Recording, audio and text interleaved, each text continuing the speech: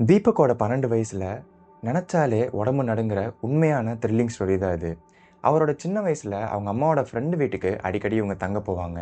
அந்த வீடு 1950ஸ்ல கட்டப்பட்ட ஒரு வீடு. பார்க்கறதுக்கே ரொம்ப பயங்கரமான ஒரு ஃபீல குடுத்துட்டே இருக்கும். அந்த வீட்டோட பேஸ்மெண்ட்டுக்கு எப்போ போனாலும், அங்க யாரோ அவங்க பின்னாடி நிக்கிற மாரியான ஒரு வியர்டான ஃபீலிங் அவருக்கு எப்பவுமே இருந்துட்டே இருந்திருக்கு. ஒரு நாள் நைட் அவர் அங்க தூங்கும்போது, அவருக்கு திடீர்னு முழிப்பு வருது. மணிய பார்க்கும்போது, அப்போ டைம் சரியா 1:03.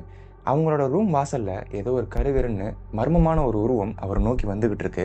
அவர் கத்தணும்னு நெனைக்கிறாரு. ஆனா, அவரால கத்த முடியல. அது ரொம்ப கிட்ட நெருங்கி அவர் பெட்டு கிட்ட நின்னு அவரே பார்த்துட்டு இருந்திருக்கு. அவர் கண்ண மூடி தொறக்கும்போது அந்த உருவம் அங்க இல்ல. அதுக்கப்புறம் அவரு அவங்க அம்மா கிட்ட ஓடி போய் அவங்க அம்மா பக்கத்துல படுத்துடுறாரு. இது சயின்டிஃபிக்கலா பார்த்தீங்கன்னா, ஸ்லீப் பேரலிசிஸ்ன்னு சொல்லுவாங்க. இதுல இன்னொரு இன்ட்ரஸ்டிங்கான விஷயம் என்னன்னு பார்த்தீங்கன்னா, அவரோட பிறந்த மாதம் அண்ட் வருஷம் பார்த்தீங்கன்னா, ஜனவரி 2003. அவர் முழிச்ச நேரம் 1:03. இது தற்செயலா நடந்ததா? இல்ல இதுக்கு பின்னாடி வேற ஏதாவது இருக்கா? உங்களோட தாட்ஸ் என்ன அப்படிங்கிறத கமெண்ட்ஸ்ல சொல்லுங்க.